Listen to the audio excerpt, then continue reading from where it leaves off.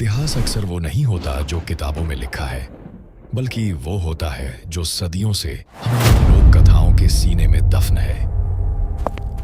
एक ऐसा दावा जो सुनने में नामुमकिन लगता है, एक ऐसी कहानी जो सरहदों और मजहबों की दीवारों को हिलाकर रख देती है। क्या वाकई अरब के तपते रेगिस्तान में कभी महादेव के डमरू की गूंज सुनाई दी थी? आज हम इतिहास के उन पन्नों को पलटने वाले हैं जिन्हें छूने की हिम्मत हर कोई नहीं करता। आखिर क्यों एक लोक कथा ये दावा करती है कि दुनिया की सबसे पवित्र जगहों में से एक मक्का में भोलेनाथ का वास था, और अगर ये सच है तो वो वहां कैद कैसे हुए? ये महज एक कल्पना है या इतिहास का वो सच जिसे दुनिया से छुपाया गया? अपनी धड़कनें थाम लीजिए, क्योंकि आज इस रहस्य से पर्दा उठने वाला है।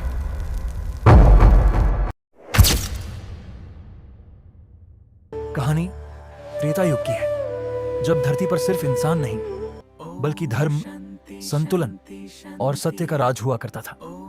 लोक कथाएं कहती हैं कि आज का सूखा और तपता हुआ अरब कभी हरा भरा जीवन से भरपूर हुआ करता था, और उसी पावन धरती पर स्थित था एक रहस्यमयी मंदिर, मक्केश्वर महादेव। मंदिर के गर्भगृह में स्थापित था एक स्वयंभू शिवलिंग, जिसकी आभा इतनी प्रचंड थी कि अंधेरी रात भी उसके सामने फीकी पड़ जाती थी। भक्त सफेद वस्त्र पहनते, उसकी परिक्रमा करते, दिन में 5 बार ईश्वर का स्मरण करते, माथे पर चंदन, हाथों में रुद्राक्ष और दिल में अटूट श्रद्धा। लेकिन हर युग का एक अंत होता है, और जब अंत करीब आता है तो इंसान के अंदर भक्ति की जगह अहंकार जन्म लेता है। कुछ लोगों के मन में एक ख्याल आया, अगर इस दिव्य शक्ति को अपने काबू में कर लिया जाए तो दुनिया पर राज किया जा सकता है। और फिर एक साजिश रची गई। अमावस्या की रात, जब आसमान पूरी तरह अंधेरे में डूबा था, जब हवा भी डर के मारे थम सी गई थी, उन्होंने शिवलिंग को पत्थरों की दीवारों में कैद करना शुरू कर दिया। जैसे ही पहला पत्थर रखा गया, आसमान में बिजली करके धरती कांप गई।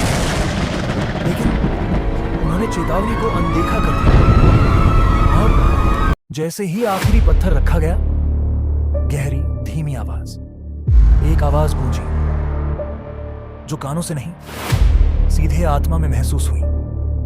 सत्य को दीवारों में कैद नहीं किया जा सकता। सदियां बीत गईं, नाम बदल गए, कहानियां धुंधली हो गईं। मक्केश्वर धीरे धीरे मक्का बन गया।